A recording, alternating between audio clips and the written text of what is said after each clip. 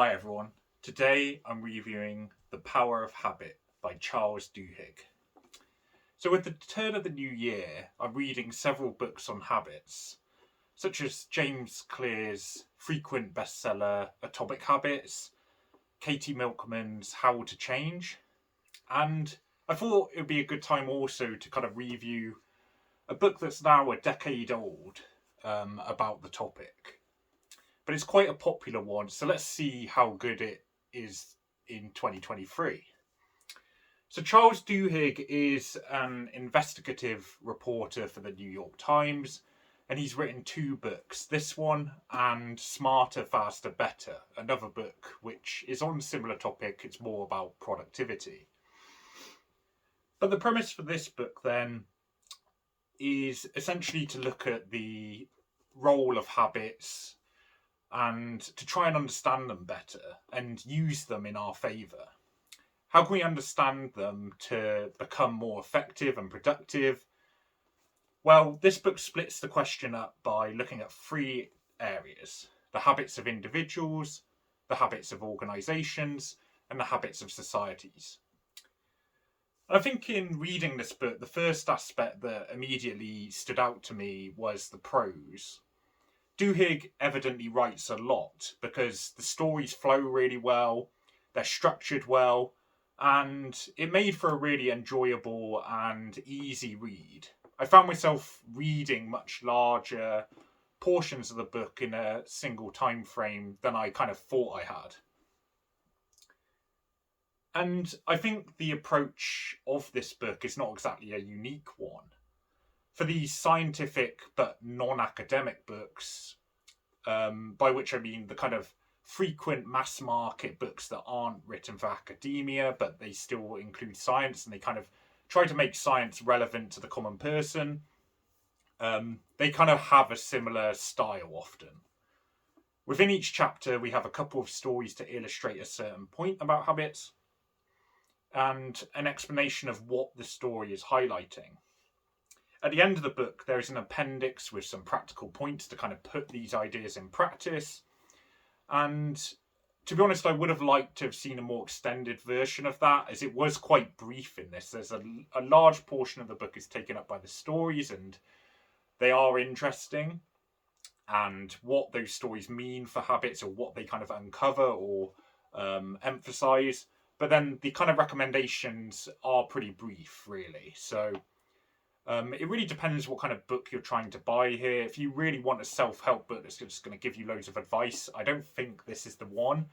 But this is actually quite an enjoyable read, really.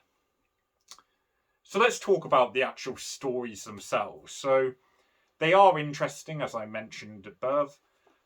The most famous one is the Montgomery bus boycott, featuring Rosa Parks and Martin Luther King. And that story of obviously racial inequality and getting rights for black people in America was used to highlight the momentum and unity of people coming together despite the threat of violence and unfairness, obviously. And, several people died in that event, but that story was used well to kind of highlight that there's actually a kind of mass groups coming together can really implement change. My personal favourite story in this book, though, was that of Paul O'Neill.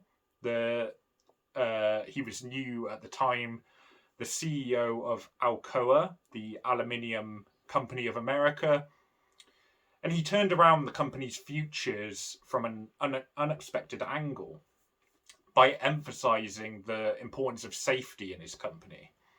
And this was kind of like a sleeper hit. When it was kind of getting introduced, I sort of thought, this is going to be a bit of a tedious one.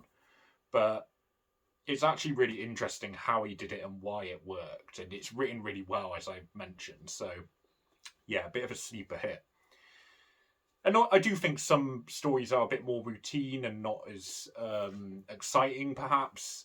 It's kind of the usual stories we've seen about the NFL, like sports more broadly, religion, Starbucks, gambling. And these aren't always that novel, really, the kind of success stories. They're quite common themes, sport, business, religion. such as the influence of big companies kind of turning things around by taking a different approach, or a sports team that's doing terribly, like a manager comes in or a certain player and really turns everything around. But they're written in such a way that, to get really cliched, it does make the book quite a page turner.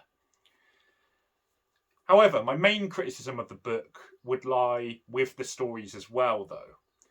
Despite, as I said, they're being very readable, sometimes they did meander slightly, and I kind of forgot I was reading a book about habits.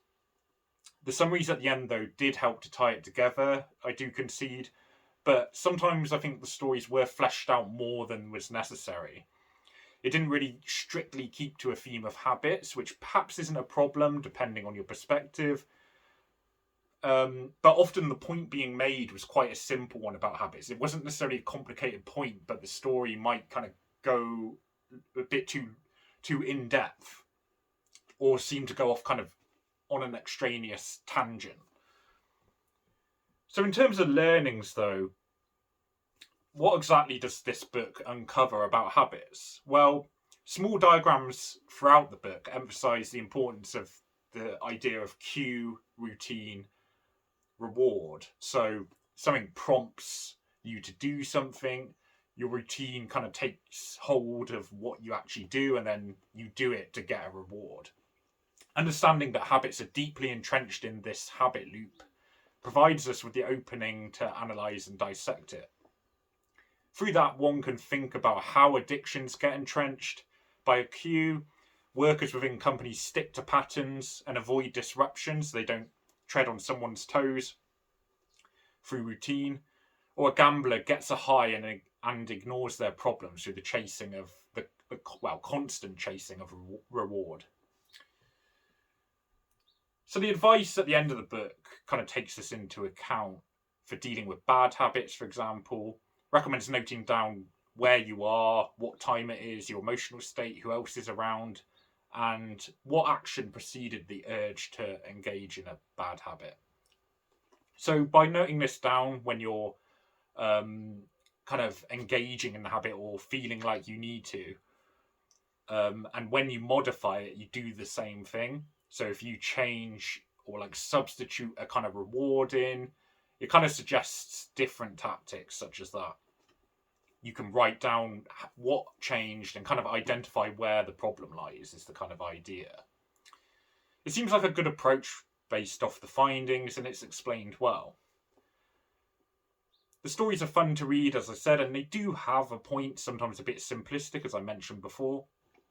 And it might be the case that if it did focus too much on habits and focus less on making a good story, then the book might be a bit of a chore to read, and then, reviewers could complain about that, which it probably isn't fair. So I think it's more about just recognizing the type of book this is, and perhaps it's because it's a decade old now. It's kind of like we know much more about habits now than we did back then. So in terms of final score then, this book is a great read, I think. It's just about the right length. It introduces you to aspects of habit making, or fixing, I should say. But I would say there are other non-academic self-help science books that will contain more advice and facts than this one. A book I also just read, which I'm doing a review for, is Katie Milkman's How to Change. Is about similar themes, and it contained a lot more advice than contained here, for example. But I should say as well, books like Atomic Habits do actually sort of get influenced by this book. So if you're looking for more advice, you might need to dock a point of 2 for this book, but for the general reader who wants to read some fun stories and learn a little, I think this book really does succeed. So I'm giving this one an 8 out of 10. And dock a point or 2 if you want lots of advice. Thanks for watching. Like and subscribe. I'm doing more reviews of books on habits and productivity. So catch you in the next one. Thanks.